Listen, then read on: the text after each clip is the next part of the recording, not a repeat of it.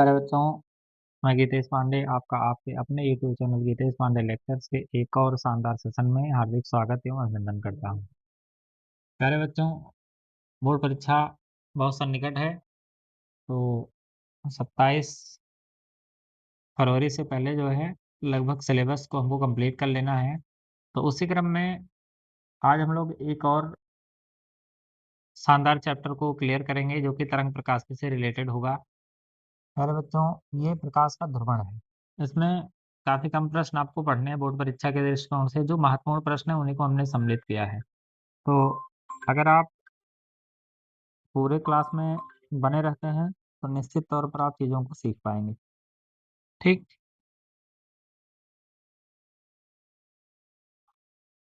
चलिए तो स्टार्ट करते हैं।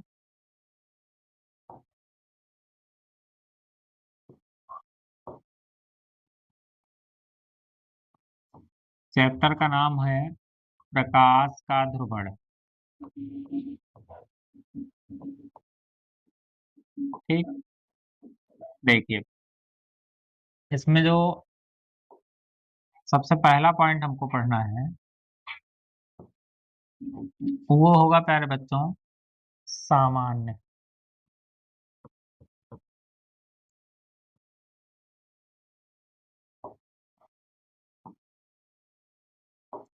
वो होगा सामान्य अथवा आध्रुवित प्रकाश।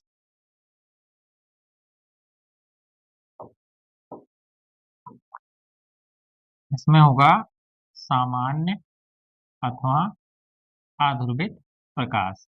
जैसे जो हमारा साधारण प्रकाश चलता है ये क्या होता है? जैसे प्रकाश क्या है? प्रकाश जो है वो है विद्युत चुम्बकीय तरंग। प्रकाश क्या है प्यारे बच्चों? वो है विद्युत चुम्बकीय तरंग।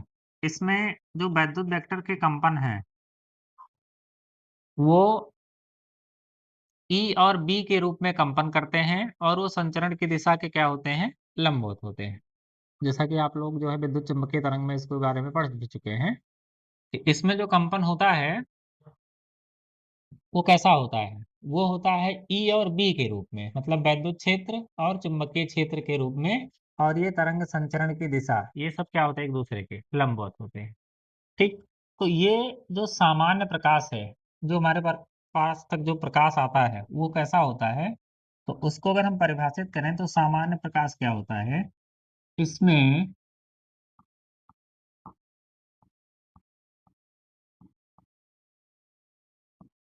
वैद्युत वेक्टर के कंपन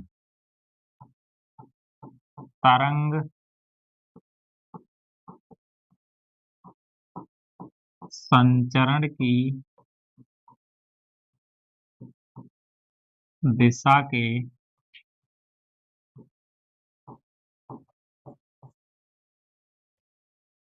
लंबवत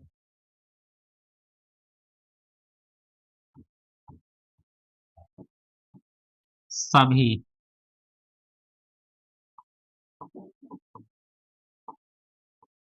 संभव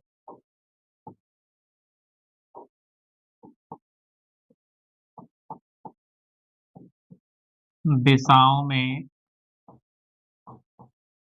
कंपन करते हैं। ठीक, ये हमारा इम्पोर्टेंट टॉपिक है। इसमें अगर देखेंगे तो ये क्या होता है कि सामान्य अथवा अध्रुवित प्रकाश, इसमें वैद्युत वेक्टर के कंपन कैसे होते हैं?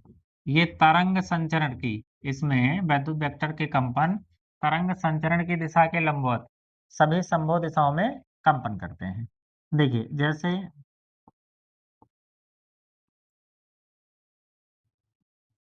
इसमें जो कंपन होंगे, क्योंकि वैद्युत चुम्बकीय तरंग है तो इसके जो कंपन होंगे वो इस प्रकार से होंगे।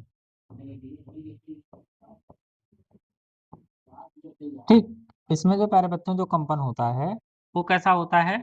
इसमें जैसे मान लीजिए तरंग इस प्रकार से संचरित हो रही है, ठीक, इधर जा रही है तरंग।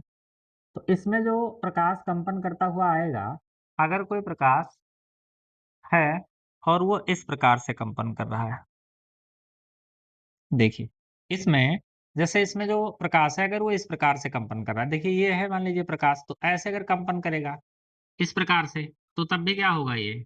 लंबवत ही हुआ। ऐसे कंपन करेगा घूम के, तब भी क्या होगा? लंबवत होगा। देखिए अगर संचरण की दिशा ये मानी जाए कि ये संचरित हो रही है इस प्रकार से, तो अब देखिए ऐसे कंपन होगा तब भी ये लंबवत होगा, ऐसे कंपन होगा तब भी लंबवत होगा। चाहे जिधर भी घूम के कंपन करेगा, ये कैसे कंपन करेगा? ये लंबवत ही कंपन करेगा, हमेशा ये 90 डिग्री का कोण बनाएगा। ठीक? तो इसमें वैद्युत वेक्टर के कंपन कैसे होते हैं? तरंग संचरण की दिशा के लंबवत सभी संभव दिशाओं में कंपन करते हैं। तो ऐसे प्रकाश को हम कौन सा प्रकाश बोलते हैं? इसको कहते हैं सामान्य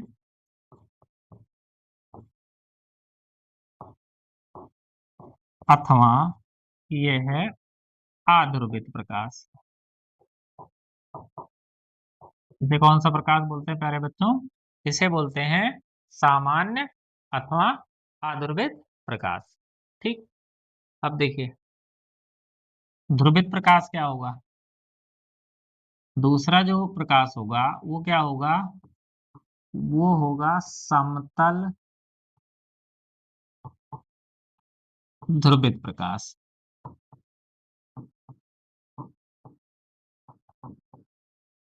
ठीक, अब दूसरा जो प्रकाश होगा वो क्या होगा? समतल ध्रुवित प्रकाश। इसमें क्या होता है? इसमें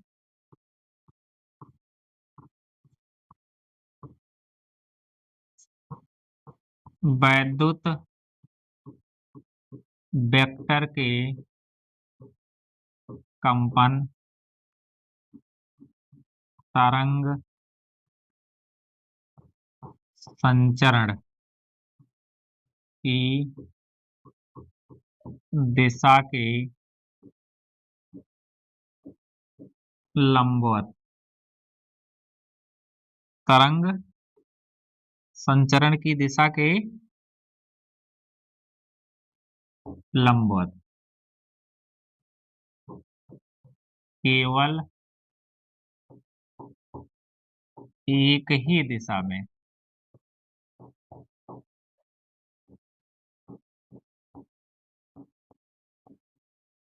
कंपन करते हैं। ठीक, इसमें वैद्युत वेक्टर के कंपन कैसे होते हैं? वो तरंग संचरण की दिशा के लंबवत केवल एक ही दिशा में कंपन करते हैं। जैसे देखिए इसको अगर हम प्यारे बच्चों समझें तो ये क्या होने वाला है कि देखिए जब कोई सामान्य प्रकाश जैसे ये है, ये हमारा है सामान्य प्रकाश। ठीक, किसी क्रिस्टल से, ये हो गया कोई टूरमैलिन क्रिस्टल मान लीजिए। क्रिस्टल का मतलब क्या होता है? ठोस। ठीक, क्रिस्टल का मतलब क्या होगा यहाँ प्यारे बच्चों? ये होगा हमारा ठोस। ठीक, तो किसी जब टूरमैलिन क्रिस्टल से ये पारगमित होगा मतलब यहाँ से गुजरेगा, तो अब ये केवल उन्हीं किरणों को बाहर जाने देगा जो इसके समांतर कंपन करेंगे। देखिए जो ये उन्हीं किरणों को बाहर जाने देगा जो कैसा कंपन करेंगे? जो इसके समांतर कंपन करेंगे। शेष को ये क्या करेगा? रोक देगा। जैसे अगर ये हमारी खिड़की है तो अब इस खिड़की से जो प्रकाश जा पाएगा वो कौन सा प्रकाश जाएगा? जो इस प्रकार से कंपन करता हुआ आएगा वही प्रकाश यहाँ से निकलेगा। बाकी जो ऐसे कंपन करता हुआ आ रहा है उसको ये प्रकाश क्या करेगा? आगे जाने नहीं देगा। तो ऐसे प्रकाश को हम कौन सा प्रकाश बोलते हैं? समतल ध्रुवित प्रकाश। इसको कैस कौन सा प्रकाश बोलेंगे? समतल ध्रुवित प्रकाश। ठीक, तो ये हो गया, ऐसे प्रदर्शित किया जाएगा इसको। या दूसरा, अगर ये हमारे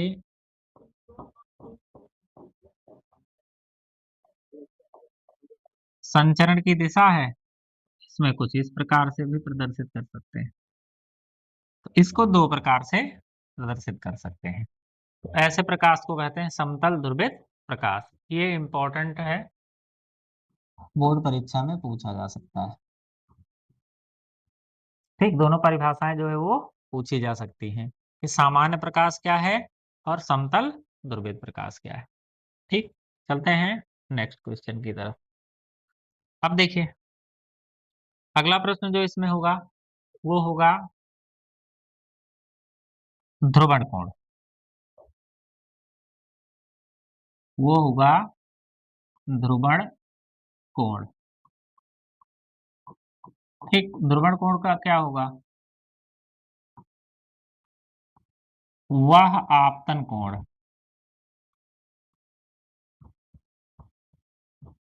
वह आपतन कोण जिस पर परावर्तित प्रकाश, परावर्तित प्रकाश पूर्णतः समतल ध्रुवित हो जाए,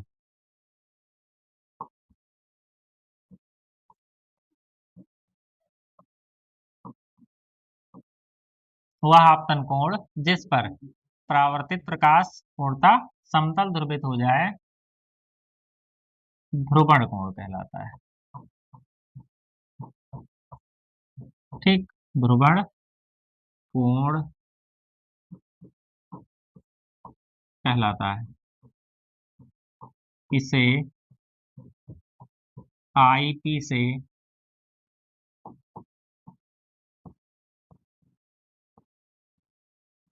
प्रदर्शित करते हैं।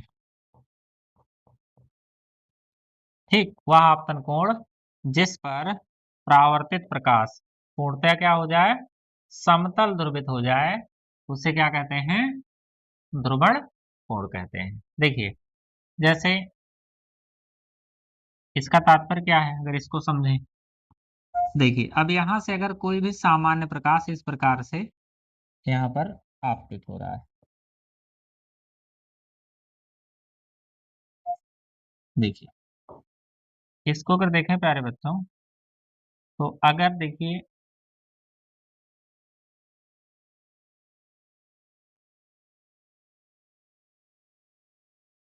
ठीक,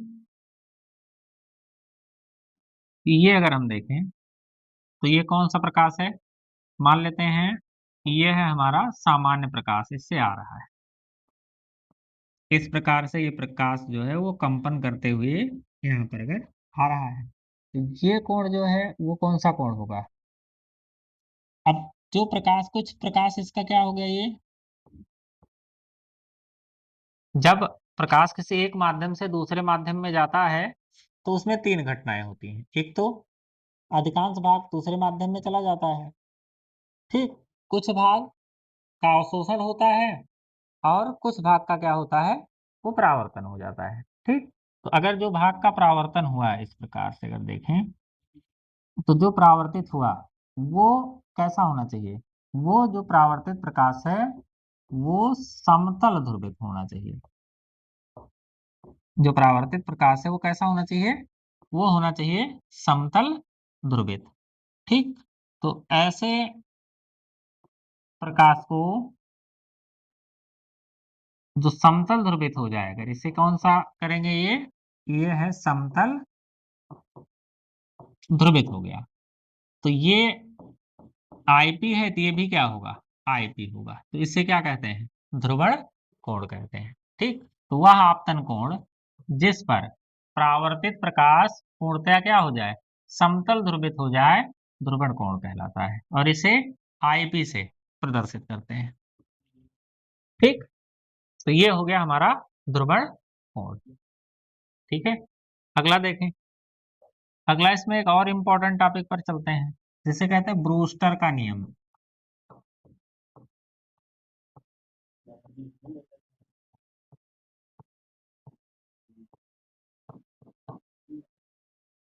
ठीक, ब्रूस्टर का नियम। अब ये ब्रूस्टर का नियम क्या होगा? देखिए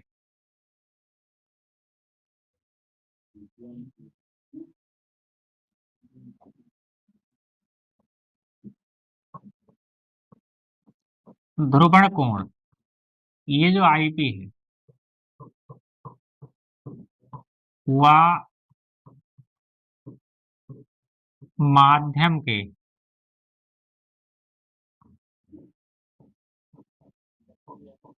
अपवर्तनांक के बीच संबंध,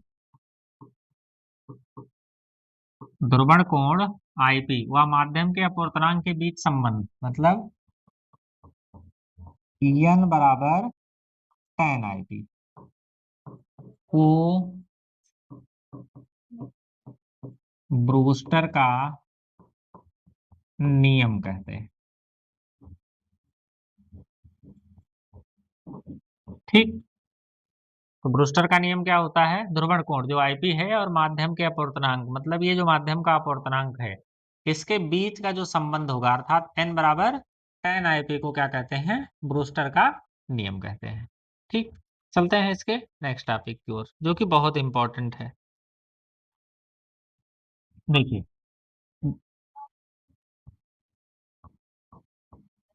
ध्रुवण कोण पर, ध्रुवण कोण पर परावर्तित एवं अपवर्तित किरणें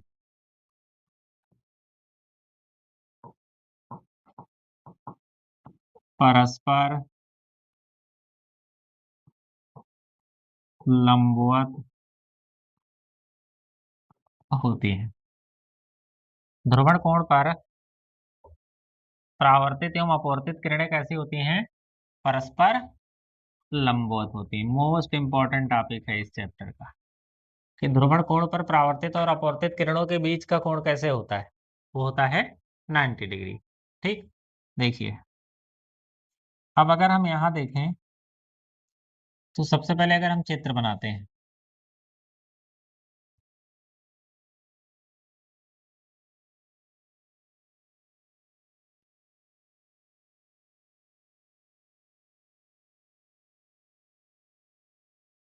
ठीक, चलिए देखते हैं प्यारे बच्चों, ये क्या है, यहां से जो प्रकाश आ रहा है वो है हमारा कौन सा प्रकाश, सामान्य प्रकाश। ठीक, यहाँ ये जो प्रकाश जा रहा है ये कोण है हमारा आर, ये कोण है आईपी। देखिए अगर ये आईपी है तो यहाँ पर प्रकाश कैसा हो जा रहा है, वो समतल ध्रुवित हो रहा है। अगर ये आईपी है तो ये भी आईपी होगा। ये अगर इसका हम नामकरण करते हैं तो मान लेते हैं ये हो गया ए, ओ हो गया, बी हो गया, सी हो गया और ये हो गया हमारा डी। तो सिद्ध करना है ध्रुवण कोण पर परावर्तित, ये कौन सी किरण है, ये है परावर्तित किरण। ये क्या होगा, ये है हमारी अपवर्तित किरण। ठीक, तो ध्रुवण कोण पर परावर्तित और अपवर्तित किरणें परस्पर कैसे होंगी, लंबवत होंगी, इसी को सिद्ध करना है। ठीक, कि ये जो परावर्तित किरण है और ये जो अपवर्तित किरण है इसके बीच का कोण कितना होना चाहिए, 90 डिग्री होना चाहिए। चलिए सॉल्व करते हैं इसको। कैसे सॉल्व करेंगे इसको, सबसे पहले यहां हम लिखेंगे स्नेल के नियम से। ठीक, सबसे पहले क्या करना है, यहाँ स्नेल का नियम लगा देना है। स्नेल का नियम क्या होगा, n बराबर sine I upon sine r. Sine I का मतलब आपतन कोण और r का मतलब अपवर्तन कोण। तो अब ये देखिए ये जो आपतन कोण है वो आईपी है और ये जो कोण है वो कितना है, r है। तो n बराबर साइन आईपी अपान कितना हो गया, साइन r। ठीक, इस प्रकार से ये हो गया स्नेल का नियम। दूसरा क्या करना है इसमें, फिर ब्रूस्टर के नियम से। ब्रूस्टर के नियम से, अब देखिए ब्रूस्टर का नियम क्या है, इसको बना लेते हैं समीकरण नंबर 1। तो ब्रूस्टर का नियम क्या होगा, n बराबर क्या हो जाएगा tan IP। ये हो गया समीकरण नंबर 2। अब यहाँ देखें अगर, तो समीकरण 1 तथा 2 से, अब 1 और 2 को देखें तो इसमें क्या होगा प्यारे बच्चों कि एक पक्ष बराबर है, अगला पक्ष अपने आप क्या होगा, बराबर होगा। तो sine IP upon sine R बराबर क्या होगा, tan IP हो जाएगा। ठीक, अब देखिए अगर sine IP upon sine R बराबर देखें तो tan IP को क्या लिख सकते हैं, साइन IP और बटे कितना, cos IP। अब देखिए साइन IP से साइन IP क्या हो गया, कैंसिल हो गया। तो इस प्रकार से अगर इसको देखेंगे तो अब ये क्या मिलेगा हमको, तिरछा तिरछा अगर गुणा करवाएं तो ये मिलेगा साइन R बराबर cos IP, या ये मिलेगा cos IP। ठीक, अब इसको देखें हमारा क्या मिलेगा, cos IP बराबर क्या हो, साइन R।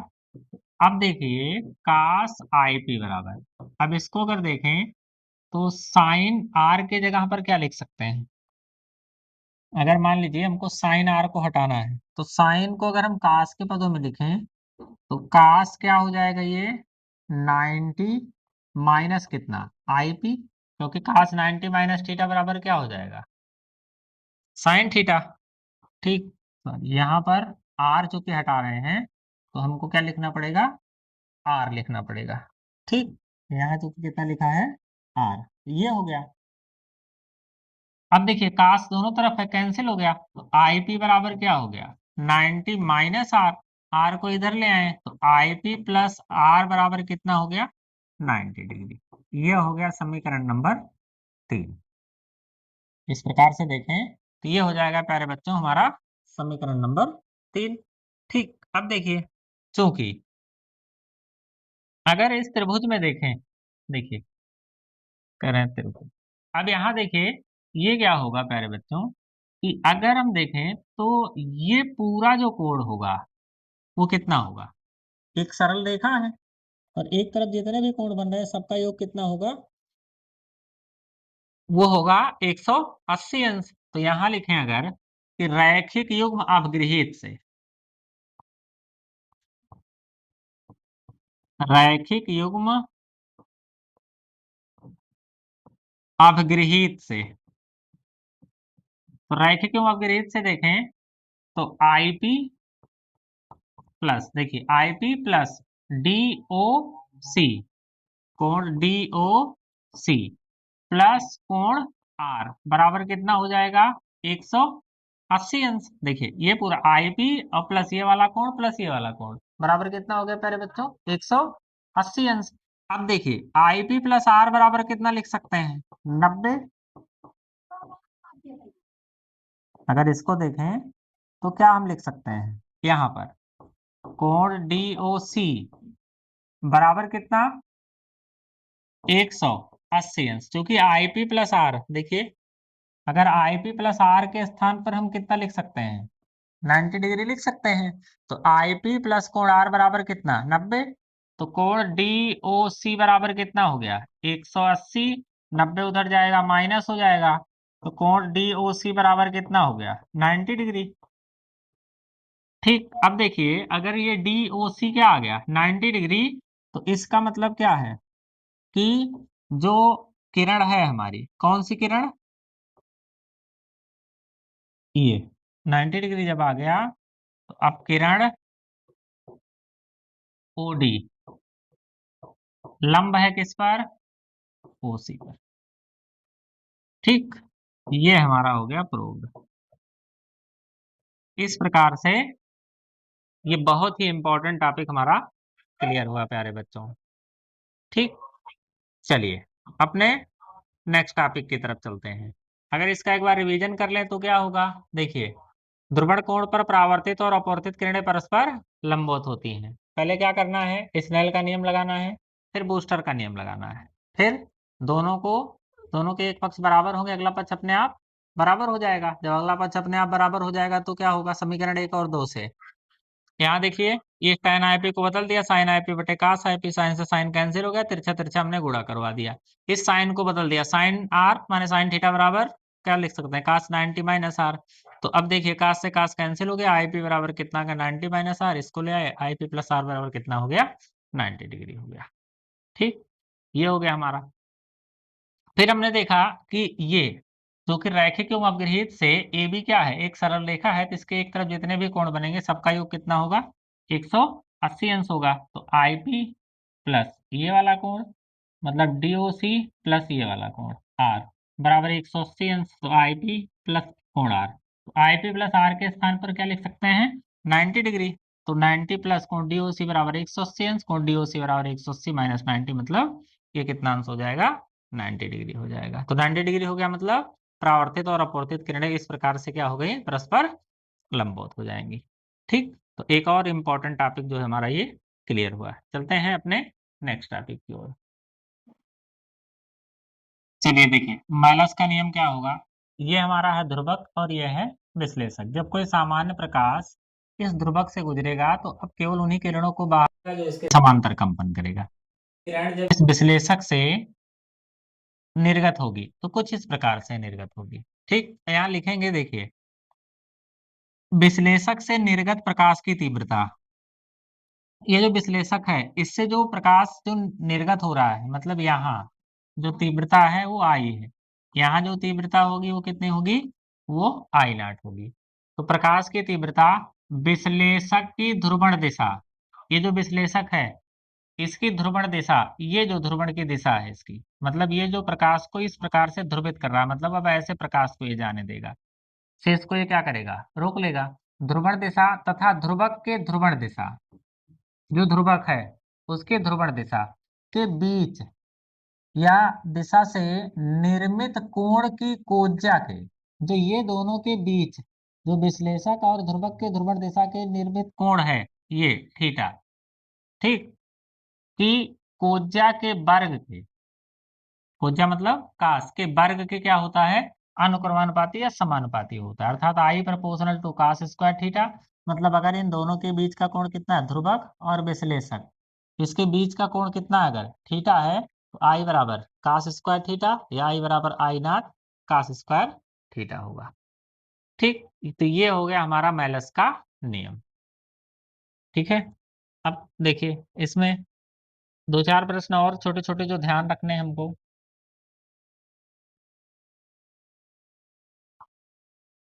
देखिए जो ध्रुवण की घटना है,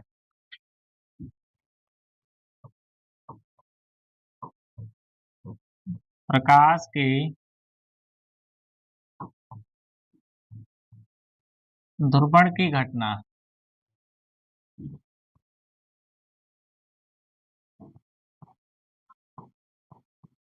अनुप्रस्थ प्रकृति को